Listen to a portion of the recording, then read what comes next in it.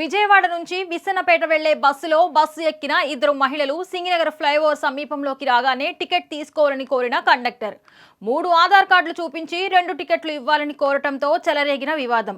ఇద్దరి మధ్య మాటా పెరగటంతో కండక్టర్ చెంప పగలగొట్టిన మహిళ తనను దూషించారని అందుకే కొట్టానని అంటున్న మహిళ. టికెట్ తీసుకోవాలని మాత్రమే చెప్పానని దూషించలేదన్న కండక్టర్. బస్సుతో సహా సింగినగర్ పోలీస్ స్టేషన్కు తరలించిన పోలీసులు.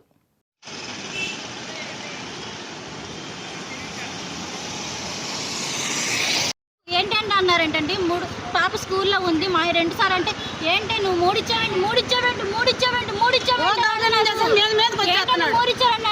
ఏంటి అనేసరికి నీకు కొట్టాను సార్. కొట్టలేదు ఏమి అంటాను తప్ప సార్. నన్ను ఎందుకన్నా ఏమైనా పెళ్ళా అన్నా నీ మొగుడికి నువ్వు అన్నం పెడుతున్నావో లేదో, నీ మొగుడు నీతో ఎదుగుతున్నాడో లేదో, ఈ మాటలన్నీ ఎందుకు సార్ నా మొగుడు జోలి. వాళ్ళు 3 కార్డులు తీస్తారండి, ఆధార్ కార్డులు.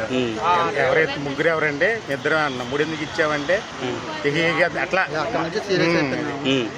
అలా అయ్యేసరికి ఏంటమ్మా ఇద్దరుంటే 3 ఎందుకు కార్డులు ఇస్తారమ్మా, ఏమా అంటే నన్ను ఏమా అంటావని కొట్టి కబల్ చెప్పు తీసి కొట్టపోయిందండి. ఒక దెబ్బ వేసి మళ్ళీ చెప్పు తీయిపోయింది, పక్కన లాక్కుంది.